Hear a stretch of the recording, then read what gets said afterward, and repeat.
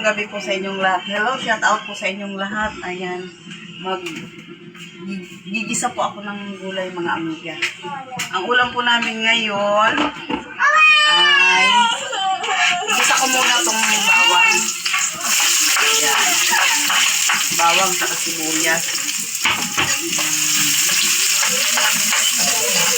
Sayuti, gulay po mga amiga. Ito po ulam namin ngayon kasi umpisa na naman ang pasukan. Ano na naman tayo.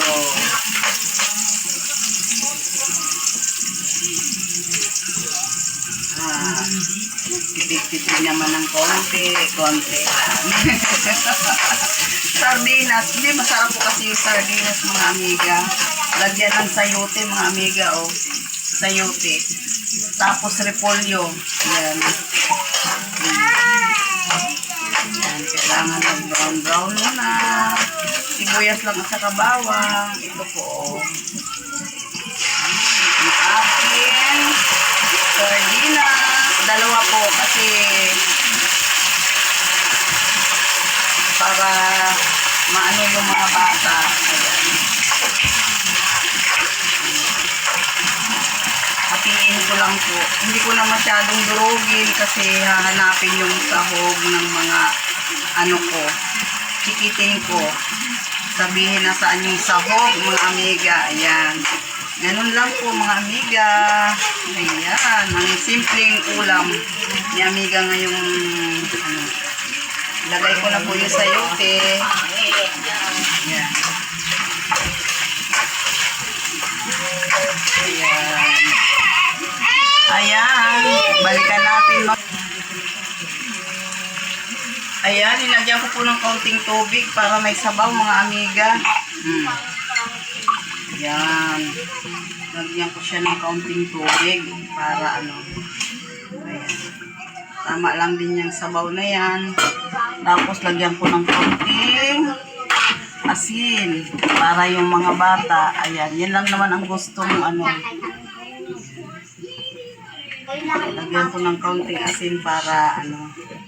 Ayan mga amiga, tingnan mo yung aking apo. Gising, naglalaro, tahimik siya. Kaya mabuti na lang nakapag-video-video na ako para ano, ayan, inisa mix mga amiga.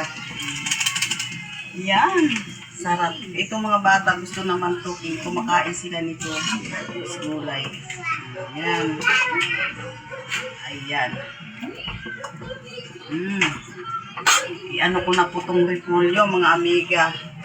Ayan, kumukulo na siya para sabay na rin ang ano. Ayan, repolyo. Kaunting ano lang para lumasa yung sardinas.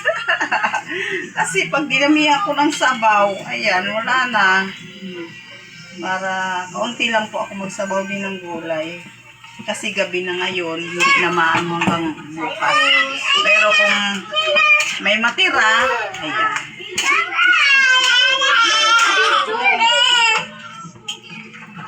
Ayan. Dito yung aking mga apo sa baba. Ayan. Tikman ko muna kung lasa na yung ano, no? Lasa yung ayan. Sakto na po yung ano po mga amiga. Ayan. Salamat po sa panonood ng itong video, simple kong video na nagigisa pa ako ng sardinas with gulay. Ayan. Salamat po sa inyong lahat. Ayan.